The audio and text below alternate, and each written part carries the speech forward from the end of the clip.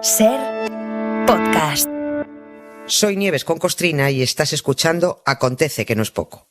Un podcast donde no te contamos nada nuevo, pero te lo contamos de otra manera. Aquí te va otro episodio. En La Ventana, Acontece, que no es poco. Un relato personal de la historia, con Nieves con Costrina. Cadena Ser.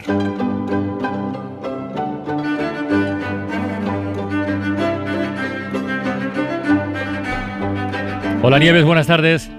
Hola, Carlas, ¿qué tal? ¿Cómo estás? Buenas tardes. Escucha la conversación con el arqueólogo forense, que hemos hablado del caso de Julia Pastrana. ¿Lo contaste tú? De principio a fin. Sí, en marzo hablamos de ella, de esta mujer, el maltrato, no solo en vida, aunque fue una gran artista, era una artista estupenda, sino el trato póstumo que tuvo, el paseo, la momificación, en fin, pero bueno. Parece que está en su sitio, está en su pueblo ya, en Culiacán. Vaya oficio particular, el del arqueólogo y antropólogo forense. Ha sido muy interesante. Lo de los forenses es una maravilla. Cómo hablan los huesos. Los huesos lo cuentan todo. Sí.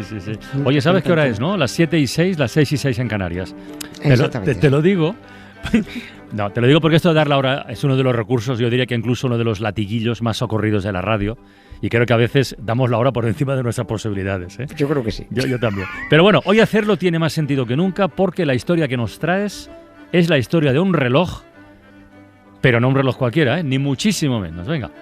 El más famoso del mundo. Sí, señor.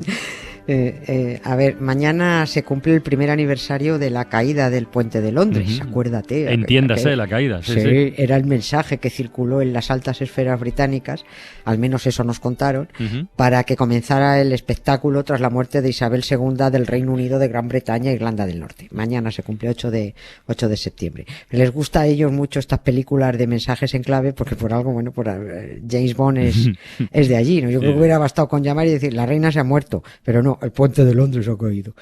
Si queremos recordar este acontecimiento también de forma más positiva, podemos decir que mañana se cumple el primer aniversario del reinado de Carlos III, que es la otra forma de verlo. Y tanto en la caída de una como en la subida del otro, tuvo mucho protagonismo el que pasa por ser uno de los relojes más famosos del mundo, el Big Ben, que hoy cumple 164 años, casi tantos como la reina de Inglaterra. Oye. Y en realidad lo llamamos Big Ben, pero ese no es el nombre del reloj ni de la torre. ¿Entonces? Big Ben es el nombre de la campana. Big Ben es la campana que hay dentro, la grande, hay otras 4, ¿no? Fue el 7 de septiembre de 1859 cuando el reloj inició su andadura y la Gran Ben sonó por primera vez dando las horas. A la campana la llamaron Ben, Gran Ben, en recuerdo de Benjamin Hall, que era el político e ingeniero que remató la construcción de la torre y la instalación de ese mastodóntico reloj. Yo creo que la reina de Inglaterra estuvo aguantando morirse hasta que arreglaran el Big Ben, porque iba a ser una pieza clave en su funeral, en el cortejo, en la coronación, todo. Medio mundo iba a estar mirando a Londres y el Big Ben estaba hecho una pena.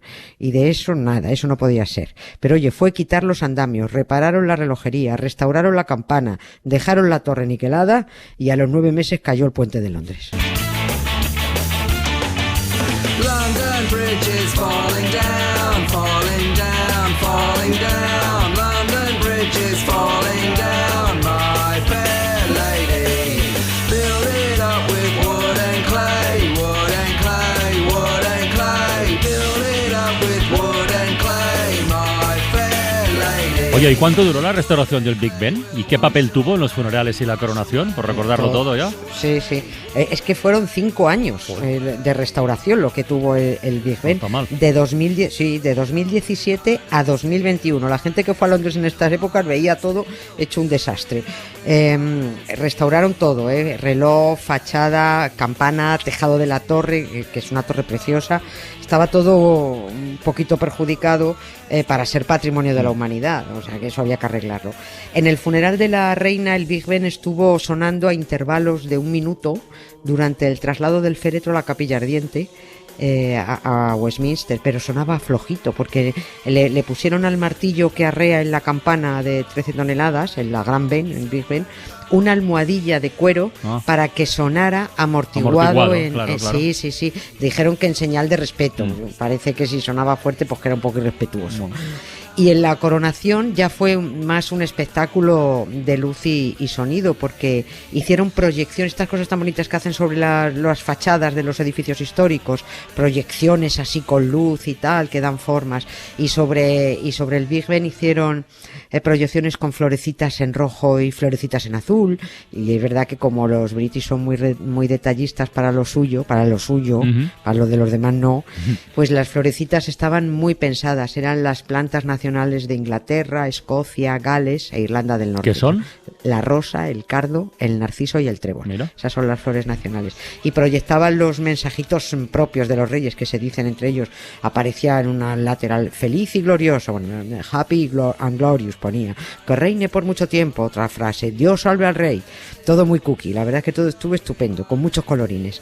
También silenciaron la campana durante los 5 años de restauración por aquello de la prevención de riesgos laborales. Porque claro, 120 decibelios, eso no hay oído obrero que lo soporte y podrían haber muerto atronados 2 o 3 trabajadores cada cuarto de hora. Que suena eso. Esto, fíjate, no les sentó nada bien a algunos que la sonoridad se silenciara durante las obras de rehabilitación. Bueno, es alucinante.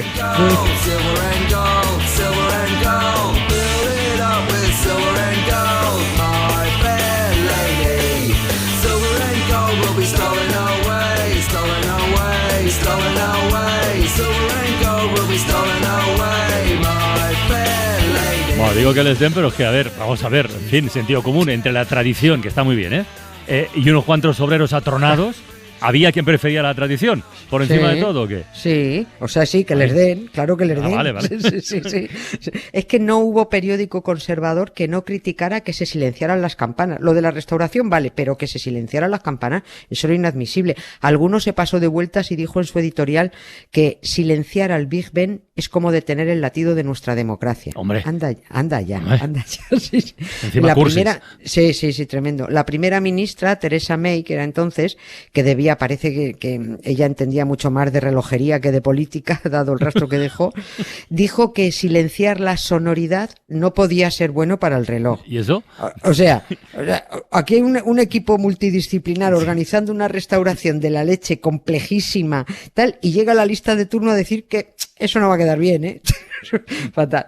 Aquel 2017, la verdad es que fue un año que se les dio muy mal a los británicos. Empezó el proceso del Brexit, les callaron el Big Ben, Boris Johnson estaba calentando por la banda para salir. O sea, todo eran malas noticias.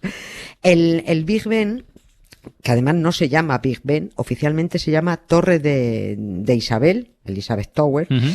Desde 2012 cambiaron el nombre por el jubileo de diamantes. Cuando se cumplieron los 60 años de la reina, le cambiaron el nombre, pero antes se llamaba Torre del Reloj. Que en realidad es la torre, pero es un campanario. Es un campanario, sí. Exactamente, sí. Y es cierto que probablemente es el edificio más querido por los londinenses, y especialmente durante la Segunda Guerra Mundial, porque millones de oyentes, aquí entra la radio directamente, millones de oyentes conectaban cada hora en punto con el servicio mundial de la BBC para escuchar en directo las campanas. Si sonaban las campanas del Big Ben, era señal de que el Reino Unido no había caído. Y el Big Ben continuó sonando hasta en pleno bombardeo nazi. Estaban bombardeando Londres y el Big Ben seguía, ¿no? Era la señal de que seguimos aquí. Eso es lo que tanto molestaba a los intensos, que lo que no silenciaron los nazis, pues lo silenciaron unas obras.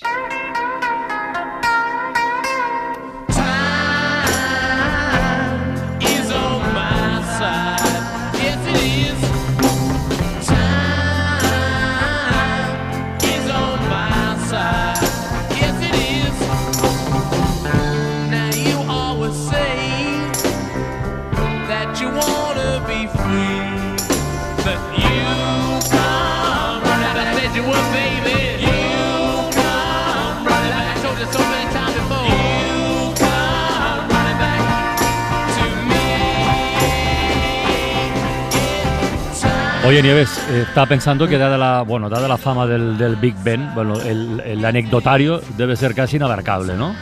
Sí, Es imposible, no se sabría ni por dónde empezar. Y además este anecdotario está recogido por todas partes, mil y una anécdotas. Los fallos, las descomunales medidas, porque todo también son mucho medidas en el Big Ben, porque es el reloj más grande del mundo.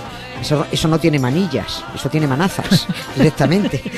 Ahí está recogido todo lo que le pasó durante la Primera Guerra Mundial, lo que le pasó durante la Segunda, los reyes y reinas que ha visto morirse.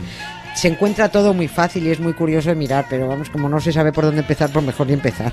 Yo creo que con la excusa de que estamos hablando de un reloj, sí podríamos contar, solo por encima, muy por encima, cuándo y por qué empezó esto de tener un artilugio mecánico que hiciera ruido en las ciudades para decirnos en qué hora vivimos. No hablamos de relojes de arena, evidentemente, ni de sol, ni de agua. Agua, clepsidra, que no entiendo por qué le pusieron un nombre tan complicado a los relojes de agua, clepsidra, ¿no?